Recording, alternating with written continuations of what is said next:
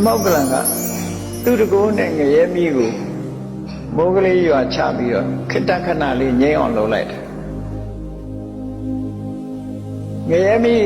ငြိမ်းသွားတဲ့အခါကျတော့သူတို့အတော်သိမ်လေးတက်တာရတဲ့အချိန်လေးမှာသူ့ပုံကိုကောင်းကင်ကပြမော်ပြီးတော့ဖူးကြအဲ့ဒီအချိန်လေးမှာတရားစကားလေးတစ်ခွန်းတစ်ခွန်းပြောတော့ဒီလိုဆိုတာပေါ့နော်ဒါကတော့စားရဲပေထဲမှာစကား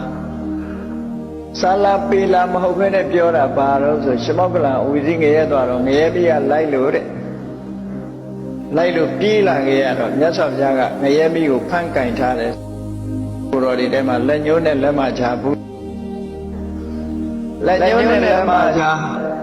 ဘူးလုံးလေးကငရဲမိလို့ငယ်တော့ပြောကြတာကြီးကြောက်တာပေါ့နော်